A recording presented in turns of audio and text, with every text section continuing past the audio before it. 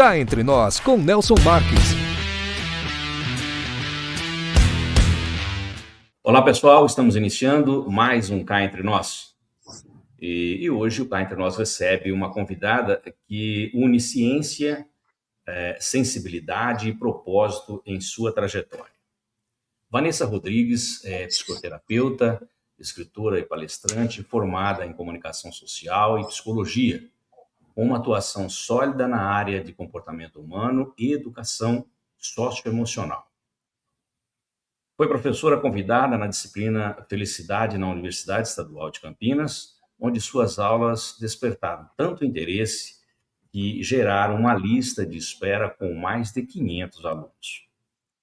Vanessa também desenvolve um trabalho relevante com crianças e adolescentes, promovendo competências socioemocionais e educação em valores. É referência nacional na prevenção ao bullying e na criação de protocolos para situações de crise no ambiente escolar. Autora da coleção De Dentro para Fora e do livro Protocolo de Ações Escolares.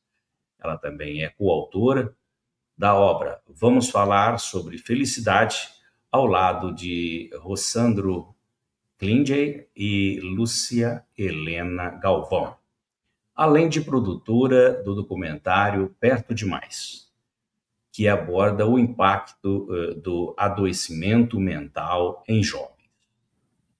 Vanessa Rodrigues, seja muito bem-vinda ao Cá Entre Nós. Muito obrigada, Nelson. Prazer é todo meu estar aqui com você nessa manhã e podermos refletirmos sobre diversos assuntos. A honra é minha. Muito obrigado, Vanessa. Nós estávamos ansiosos para tê-la aqui no nosso programa, para falar um pouquinho sobre felicidade, né? Que hoje em dia as pessoas estão muito, como se diz, preocupadas e esquecem que nós somos felizes. Acho que só depende de nós acionarmos ou despertarmos essa felicidade que existe para a gente colocar para fora. E para começarmos aqui o nosso bate-papo, vamos começar pelo essencial. O que exatamente é a chamada ciência da felicidade? Estamos falando de algo mensurável? Sem dúvida. Felicidade é um tema muito subjetivo, né?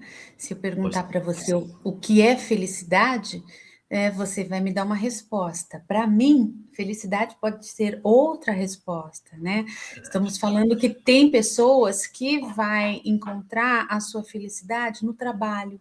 Tem gente que vai achar que felicidade é encontrar um companheiro para dividir a vida. Há aqueles que lutam, né, para que acumule-se uma quantidade de dinheiro suficiente e ela entenda que aquilo é felicidade. Então, quando a ciência ela entra nesse cenário, né, que ele é multiverso, a gente está falando de fatos e dados. Isso é importante a gente saber. Então, sai dessa coisa solta e a gente começa a entender o que realmente coloca o sorriso no nosso rosto. Significa que isso é multiplicado, é reproduzido, pode ser aplicado na sua vida, na minha, ou na de qualquer pessoa que nos assiste. Então, a gente está falando que ciência da felicidade são estudos, né? Que começou lá com um psicólogo chamado Martin Seligman, né? Quando ele olha para o cenário da psicologia nesse momento e vê que a psicologia ela estava muito focada em trabalhar questões sobre doenças, né, transtornos, que é algo muitíssimo importante. Mas não só isso. O que a psicologia poderia trazer de informação, de conteúdo, né, relevância para as pessoas sobre o que coloca o nosso sorriso no rosto. E os cientistas passaram a se debruçar sobre isso, né? E a gente encontra ali ferramentas que podem ser usadas por qualquer cultura, etnia, pessoa, em qualquer lugar desse planeta. Perfeito. Vanessa, a felicidade é algo que se aprende, se constrói, ou ainda existe uma parcela significativa que depende de genética de cada indivíduo, como a senhora comentou, parece? Ótima pergunta. Cientistas, eles mapearam a felicidade. Vamos imaginar uma pizza, né? Uhum. Metade dessa pizza a gente herda da nossa genética, sim. Nós herdamos esse bom humor, né? Essa vida leve. A outra metade, veja, isso é muitíssimo importante. 10% dessa outra fatia, ela está ligado às circunstâncias. E normalmente, Sérgio, Nelson, as circunstâncias é uma coisa que nós damos muita importância e ela não incide muito na nossa felicidade. O que são as circunstâncias? O carro que você tem, o título que você ostenta, a roupa que você usa, entendeu? Tudo aquilo que a gente dá tanta importância, ela tem uma incidência minúscula na nossa felicidade. As outras 40% dessa pizza, para fechar outra parte, está diretamente relacionado com as nossas escolhas. Veja só, né? E as nossas pequenas escolhas diárias. Então, você sai da sua casa, Nelson, e seu dia está lotado. Mas, no meio do caminho, você encontra uma pessoa nervosa que fecha o seu carro e provavelmente pode ter arranhado ou quebrado o seu espelhinho ali do lado. Então, é uma decisão a gente ir para o embate, sabe? Ou você fala, meu Deus, né? Essa pessoa, hoje ela acordou, né? E são essas pequenas decisões todos os dias que vão se acumulando e faz com que o nosso dia, a nossa semana, o nosso mês, o nosso ano e a nossa percepção de mundo seja feliz. Então, as escolhas que nós tomamos todos os dias têm uma incidência significativa na nossa felicidade. Interessante. E há que se ter um autocontrole fantástico, né? E lutando com tudo isso, botar isso na cabeça e fazer, mas, poxa vida, ele quebrou meu retrovisor, poderia ter aborroado meu carro inteiro, e vamos pensar o mal menor, que ainda está bom, é uma maneira de a gente expor um pouco da felicidade. Vanessa, muito se fala sobre dinheiro e felicidade. Na prática, o que a ciência realmente diz sobre essa relação? Existe aí um limite onde o dinheiro deixa de impactar o bem-estar? Essa eu acho que é uma das perguntas que todo mundo quer saber, né, gente? É verdade. Dinheiro não traz felicidade? Será que não traz mesmo? Como dizem, Será que não ele aumenta como? compra, né? Então, o que a gente sabe que é legal a gente saber e refletir muito sobre isso? É impossível, né? A palavra vem bem nesse tom mesmo. Você ser feliz se lhe falta comida, se lhe falta um teto, se lhe falta o básico, sabe? Se você não tem o que a gente chama de segurança alimentar, Nelson, não tem condição da gente, né? Seu filho pode estar precisando ali de um remédio, você não tem condição. Então, a falta de dinheiro, ela é uma das maiores ansiedades e aflições humanas, né? Contudo, né? Se você, Nelson, como eu e a maior parte, talvez, das pessoas que nos assistam, tem um teto, tem um chuveiro quente, luta, tem a sua comida dentro de casa, o dinheiro, né? Apenas o dinheiro, ele não é o responsável por colocar o sorriso no seu rosto. Porque a gente entra em algo que a ciência mapeou e estudou sobre a felicidade hedônica. Hedônica significa que é o prazer imediato. Então, se eu falar para você assim, Nelson, qual foi a última blusa que você comprou? Provavelmente você não se lembra, né? Você estava lá, comprou, se sentiu bem, foi no seu jantar, mas se eu lhe disser qual foi a última viagem que você gostou de ir, provavelmente você vai lembrar, porque é uma experiência que envolve pessoas. Então, o que a gente está dizendo? O dinheiro, a ciência, ela fez muitos testes, né? Mensuráveis, que foram refeitos por outras universidades com credenciais sólidas, como a Universidade de Harvard, por exemplo, né? Que mapeou pessoas que ganharam na loteria, aquela loteria americana que você fica bilionário. E lógico que os primeiros meses, o primeiro ano, é uma folia, né? Uma felicidade. Você não encontra mais obstáculos para ter coisas que você quer, para viajar, para proporcionar. Mas depois, veja, a pessoa se acostuma com o padrão que ela tá. E os seus problemas, Nelson, passam a ser exatamente aqueles que ela tinha quando ela não tinha dinheiro. Por exemplo, o amor de um homem que não me quer, entende? Isso é difícil eu comprar. Ou a perda significativa de uma amizade que se rompeu. Então,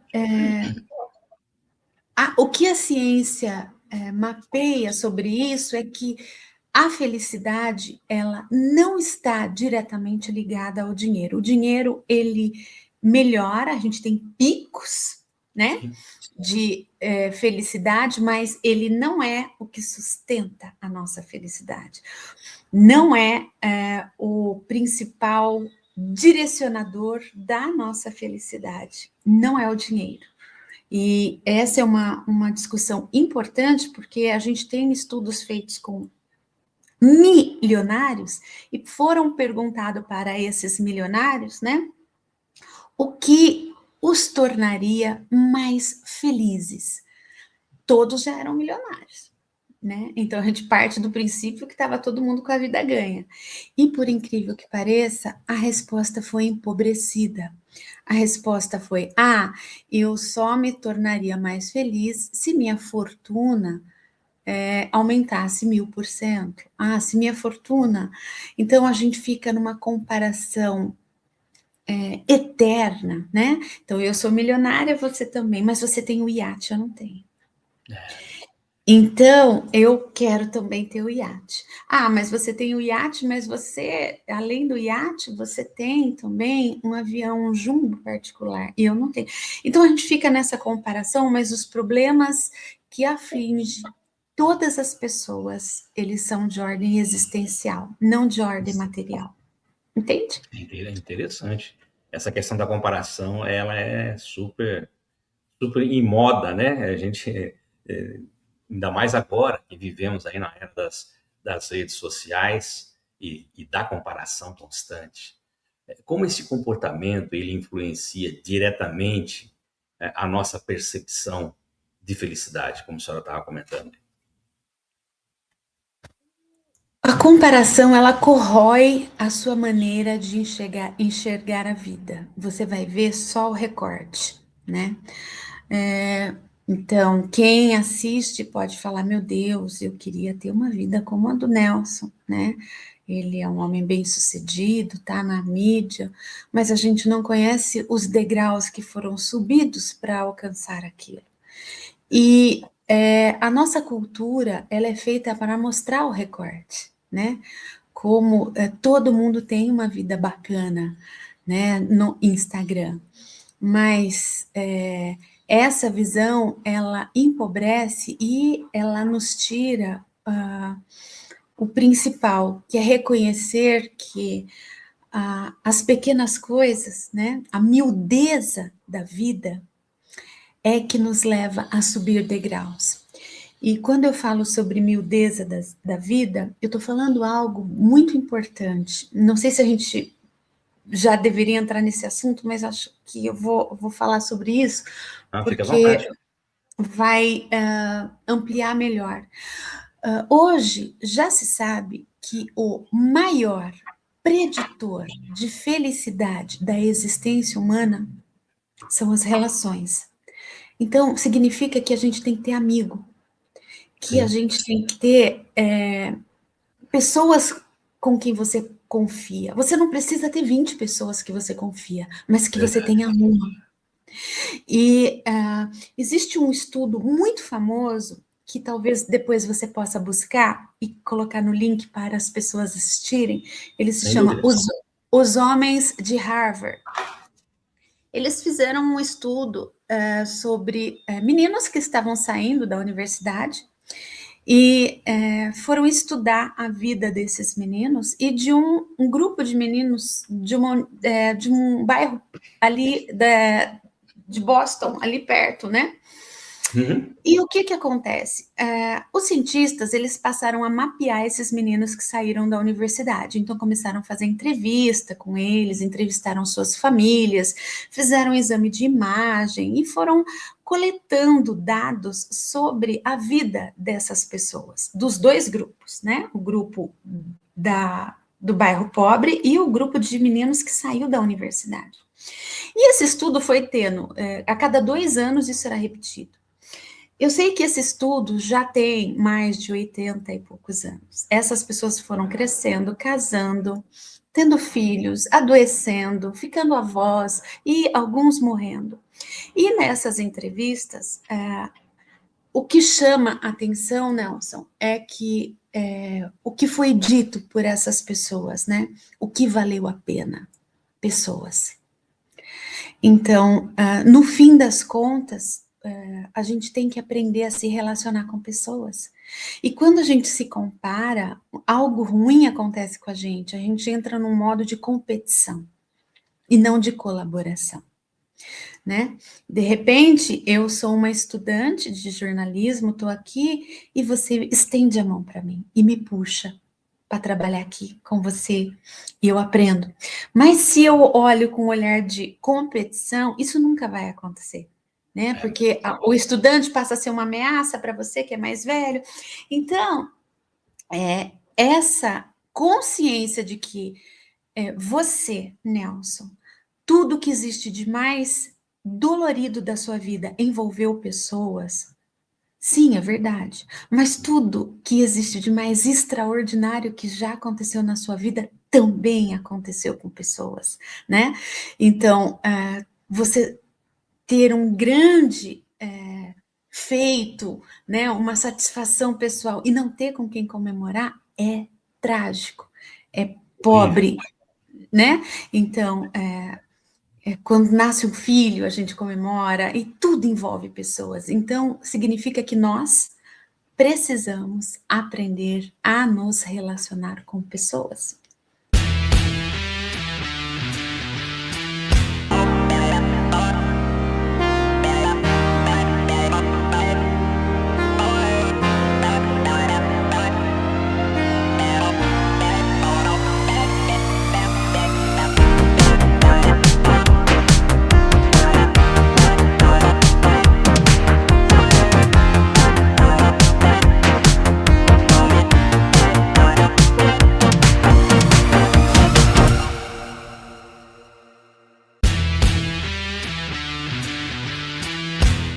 Vanessa, em um mundo cada vez mais acelerado, qual o papel da resiliência e da gestão do estresse na construção de felicidade?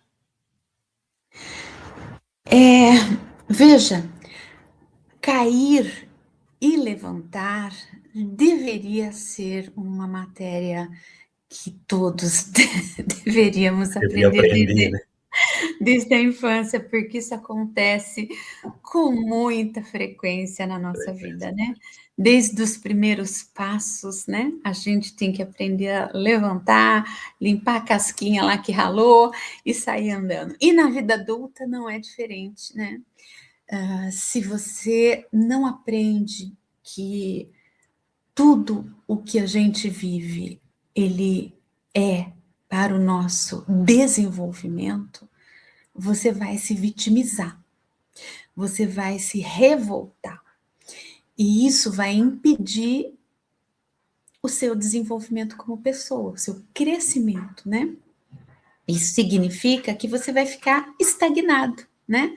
Nesse lugar. E muitas vezes, de uma forma que vai te prejudicar muito, que é essa formatação de que, por que comigo?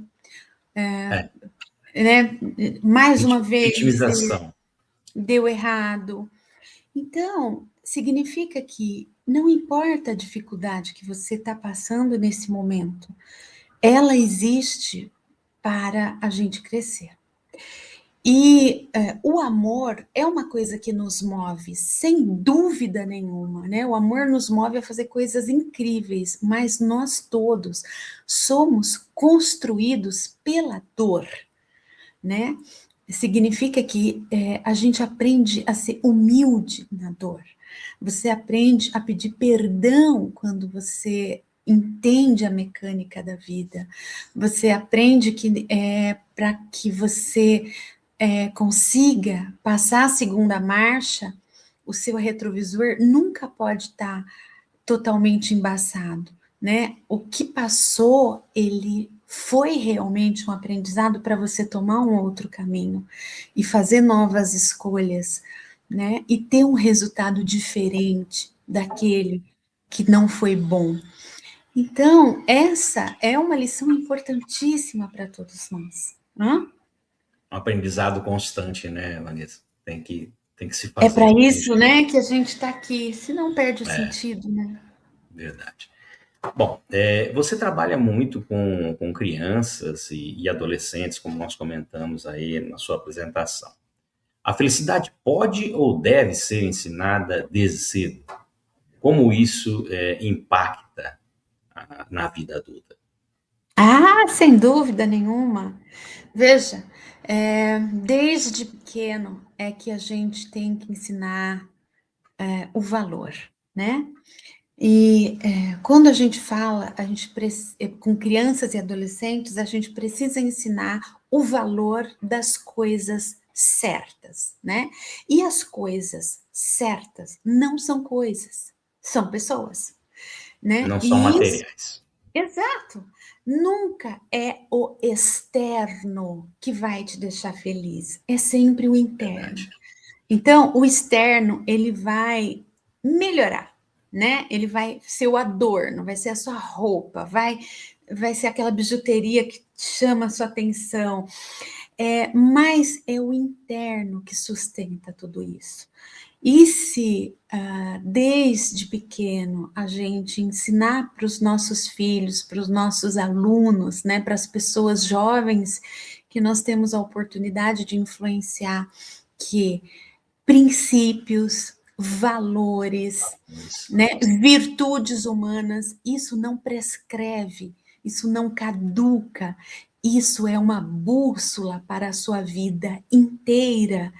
É muito importante porque a gente vive uma época muito diluída, muito rápida, a informação, a Verdade. velocidade, a quantidade de coisas que entra na mente desses meninos.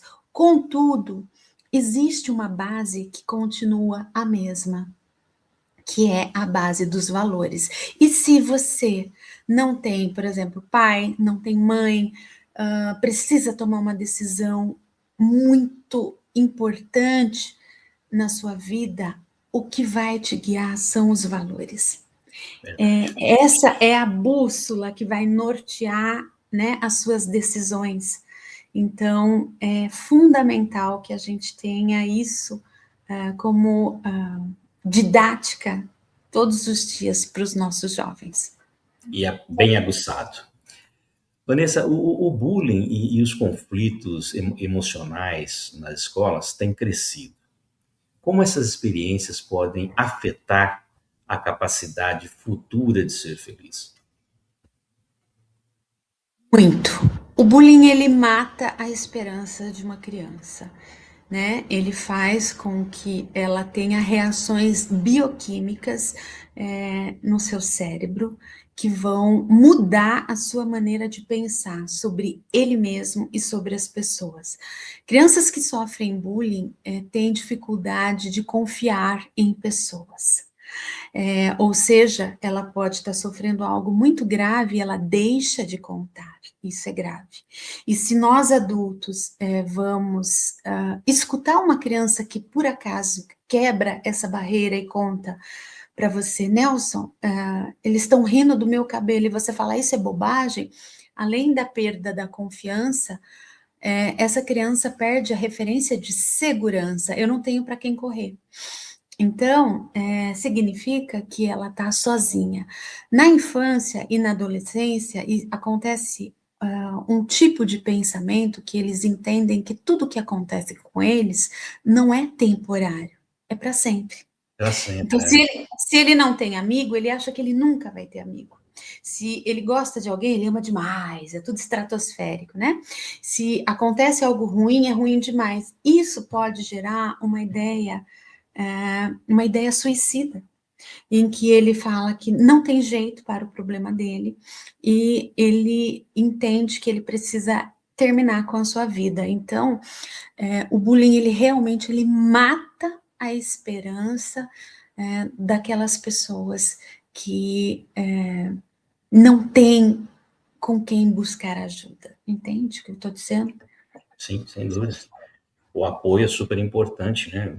Você tem que compartilhar e conviver junto. Assim, E validar o que essas pessoas estão sentindo. Então, se alguém riu da sua pele ou do seu cabelo, o que a gente tem que dizer como adulto? Isso é horrível. Eu imagino como é que você está se sentindo, né? Ninguém gosta de ser ridicularizado pela pele ou pela. Não é engraçado isso. Eu vou na escola, vou conversar com alguém, mas não dizer para a criança que isso é bobagem, porque não é bobagem, porque sim, dói. não é bobagem, claro. Dói. A gente, quando é rejeitado, a gente sente dor. O adulto, quando é rejeitado, às vezes ele também, né, vai procurar terapia. E por que para a criança a gente fala assim que não é nada? Não, a gente tem que falar para ela assim, eu Tem sei que que dar a dói. devida importância, né, para aquilo que está acontecendo. Exatamente. Ensiná-lo a buscar ajuda, mas validar o que ele sente. Perfeito. Vanessa, no seu trabalho com protocolos de crise e saúde emocional, o que mais tem chamado sua atenção sobre o estado emocional das novas gerações? Olha, isso é uma coisa que me toca realmente particularmente, porque eu acho que a gente vive num país muito desigual e a única maneira da gente ter um pouco de equidade é pela educação. A educação transforma a vida das pessoas, né? Transforma as pessoas, a visão de mundo. E a nossa educação, ela é muito sucateada, né? Quando a gente fala de saúde mental na educação, é duplamente dramático. Por quê? Hoje, se eu falar assim, o Nelson está no banheiro lá chorando, ele está se cortando, o que acontece? Existe um improviso dentro das escolas. As pessoas falam assim, vamos chamar a tia fulana lá, que ela tem jeito com criança. Esse tipo de coisa não dá para ter jeito, não dá para ser um quebra-galho, um improviso. Você não sabe o que essa criança está passando. Então, a gente precisa levar para professores, levar, né, para gestores escolares um protocolo. O que a gente pode fazer realmente que reduz dano daquela criança, encaminhar ela para um atendimento que seja adequado. E hoje eu vejo muito pouco isso acontecer. As crianças, elas chegam, sim, ansiosas, muito pelo excesso de telas, essa vida conectada, e outras variáveis, né? Famílias violentas, né? Crianças que são expostas ao mais absoluto abandono. E qual é o abandono mais recente? Isso aqui, ó.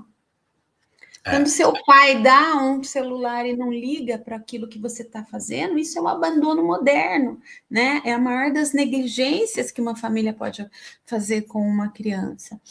E então, a orientação é a gente olhar para essa causa com uma lupa, né? E poder implementar protocolos realmente que vão ajudar nessa dinâmica entre família, escola e sociedade. Não existe, Nelson, nenhum remédio de psiquiatria, de psicopatologia, ou nenhum estudo potente da Universidade de Harvard que vai substituir a falta de intimidade dentro de casa.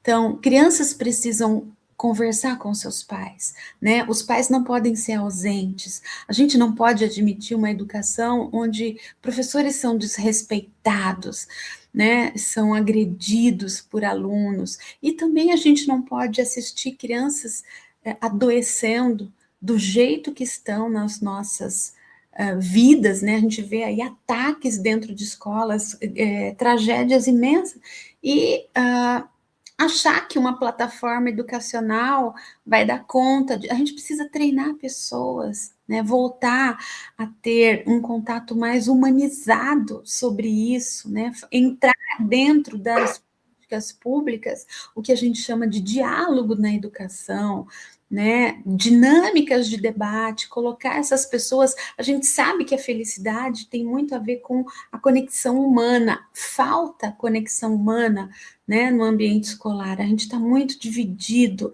né, as plataformas educacionais, elas diminuíram também o contato entre aluno e professor, né? O professor... Eu acho que isso também, não sei se estou certo, mas é uma percepção que eu tenho, e essa relação tem que começar primeiro em casa, né? Porque geralmente as crianças têm nos pais o espelho. Então você proibir a criança de ficar na tela, mas você na tela perto dela, cria uma distância muito grande. Antigamente as crianças choravam, você dava uma chupeta. Hoje, como você mostrou aí, você dá um celular. Então existe uma confusão muito grande, né, entre tudo isso. Então, obviamente que na escola, fora, tem que se fazer todo esse trabalho que você comentou, mas acho que um trabalho fundamental também estão com os pais.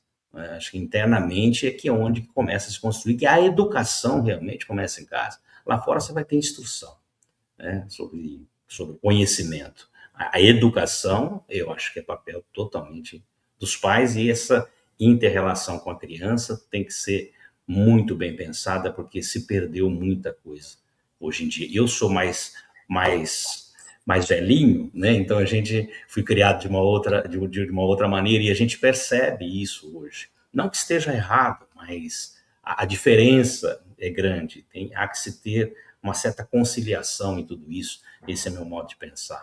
Mas vamos lá.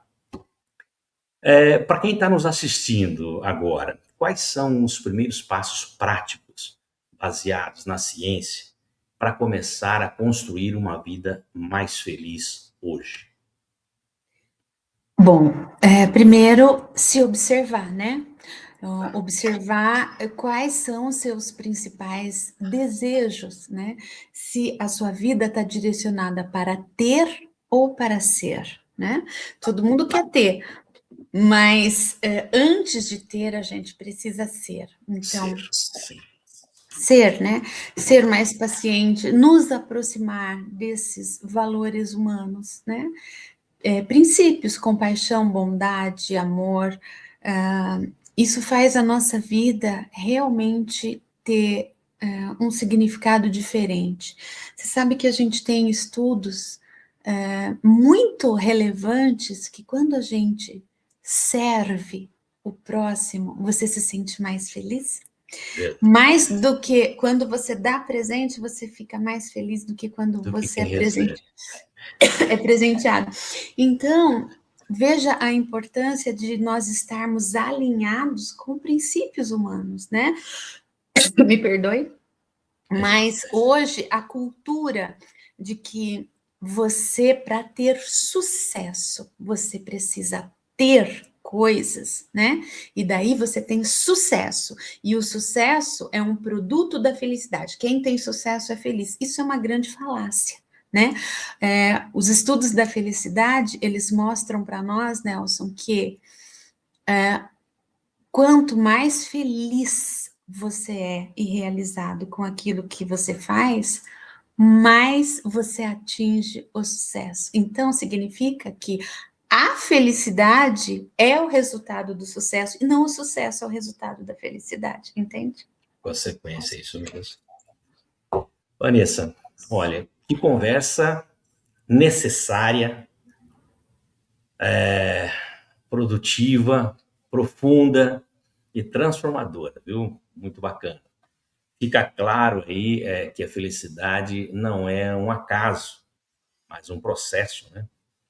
Que envolve escolhas, consciência e principalmente, como você disse, o conhecimento.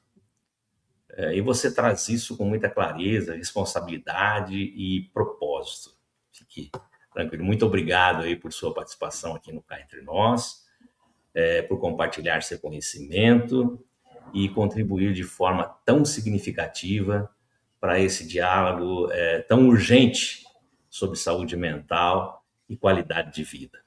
As portas aqui do Cá Entre Nós estarão sempre abertas para você, sempre que você quiser dar algum recado para a gente. Você é muito bem-vinda, muito obrigado por sua participação aqui no Cá Entre Nós. Muito obrigada a vocês pela oportunidade, pela pauta e por estarem alinhados com levar uma comunicação de valor para as pessoas, né? Então, sabemos que a felicidade não é uma busca, é uma construção, vamos todos construir a nossa. Muito bom programa a todos. Muito obrigado. Vanessa, estou colocando aqui o seu contato, o seu Instagram, e gostaria que, nesse momento, você, por gentileza, deixasse uma mensagem para quem está nos assistindo. Então, você que me assiste, a mensagem de hoje para nós é que nós possamos aprender todos a colocar valor nas coisas que realmente importam. E as coisas que importam são as pessoas. Muito obrigado. Ótimo. Bom, pessoal, muito obrigado, viu, Vanessa, mais uma vez. E quero agradecer também a todos que nos seguem aí nas redes sociais e que constantemente também enviam seus e-mails sugerindo as pautas a serem tratadas aqui no nosso programa.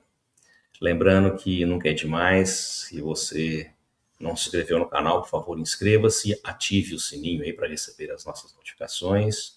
Aproveita que você está navegando no nosso canal, deixa aquele like para a entrevista da doutora Vanessa e divulgue os nossos vídeos em suas redes sociais e também nos seus grupos de WhatsApp. A todos que ficaram conosco até agora, nosso muito obrigado pelo carinho da audiência e até a próxima semana com uma nova entrevista. Solta a vinheta. Cá Entre Nós, com Nelson Marques.